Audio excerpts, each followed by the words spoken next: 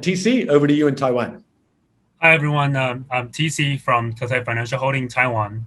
And we cover business from banking to insurance, life insurance, P&C insurance, and even cover business to like hospitals and brokerage, things like these.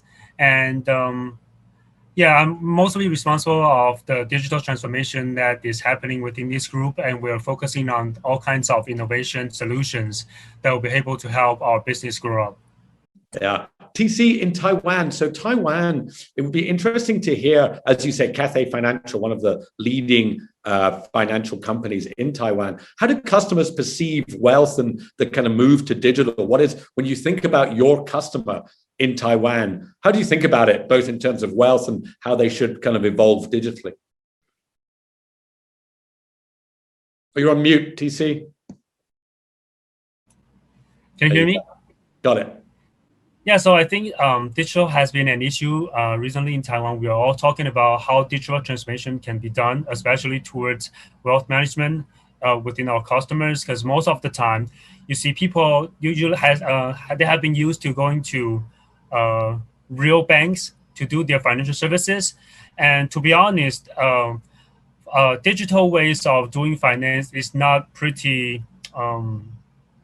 They're not used to it actually. So what we're trying to do is to promote how powerful our tools are and how to educate people to use either it's a mobile app or to use robo more often here in Taiwan. So I think first of all, educating our customers is the most important thing, because I think most of the time we have relative mature tools ready for them to use, but the problem is that they don't know. First of all, they don't know that we have these tools. Secondly, they don't know how to use it. So what we're trying to do is we try to educate these people, and what we're also trying to push is that we want to let more people involved in financial services, which I mean is that we try to cover more tools that can enable different kinds of people to use them. For example, for those high net worth people customers, we'll try to let them know more about how our wealth management team is able to help them, what are the tools they're able to use, what are the reports, what are the portfolios they're able to help them to build. And for those who didn't really have many investment experiences, we try to promote them robo, right? So that's what we're trying to do. We try to provide them more diverse products to diverse people and try to cover more people involved in this financial ecosystem. You talk about education, but what other strategies, particularly from a tech side, do you think you can use to kind of grow that customer base? So we're actually putting pretty much effort on marketing, not only through digital channels like mobile apps. We try to let them know what are the more active investment they were able to do on our bank apps, or what are the services that we're able to provide. Other thing is that we try to promote our product a little bit more on communication apps. Like Line is very you can see everyone using it. So we try to let more people access to this. We have like some kind of official account, and let them know about these promotions. Let them know what kind of sales is going on, what kind of services is provided, and we try to let them directly link to our services from that app. So I think our IT team is also putting a lot of effort on putting these channels together to let them have a better way a more convenient, more comfortable way to access to their financial services. How do you think, I mean, you're part of, as you say, is that kind of tech-driven part of Cathay. What is the actual technology you use? What is it, if you could speak to people who are out there who are thinking they're working at a large financial institution, they know they need to go digital with wealth. What products, what solutions, what are the actual tools they could be using? So let me elaborate a little more through the ways we are trying to promote, like doing MarTech things. So what we find is that people are more focusing on customized services that could provide it to them, even if the advertisements should be customized.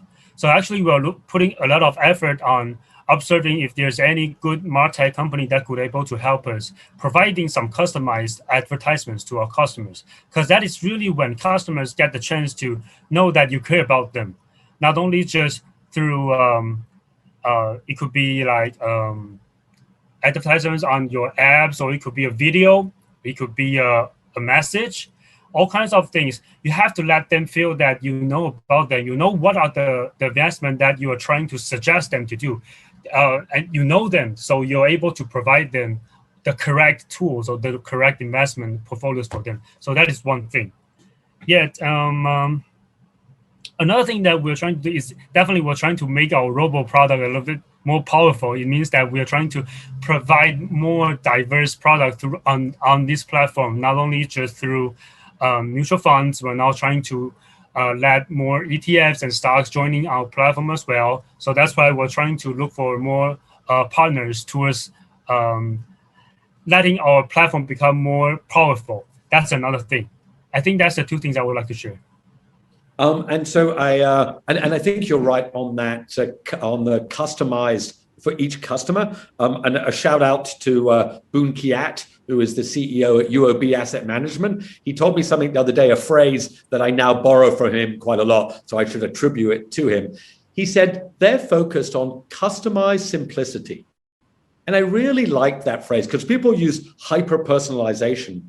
But if it's customized for you and it's simple for you, you will use it. And I really like it. I think that's what you're saying, TC, is that if you can do, talking about wealth, an advert that perhaps understands that person, where they are in their financial journey, rather than just a please buy my fund, which is too generic. That's what you're focused on. Is that fair to say? That's right. Because we don't really want to throw those garbage messages to our customers. We need to let them know that we know you, so we are providing you this service. But rather than giving you just like what Nat just shared, like please buy the fund, please buy whatever products that we provide. Yes, that's right. Okay, so I think we're coming up on our half an hour. We'll maybe just wrap up with maybe a minute or two from each of you, and just as a summary. These are obviously the questions that we talked about. Maybe Ivan, we'll start with you. How would you summarize it? Like, again, the people who watch this show are really trying to work out when they are moving into digital wealth, what is that right strategy thought process? What I often say to them, and I steal it from Nike, is just do it, because there isn't really the excuses there today. Yes, it's going to be some challenges, but all the pieces are there today. What would you say to people who are looking at kind of moving to digital wealth as an institution? What would be your kind of summary advice?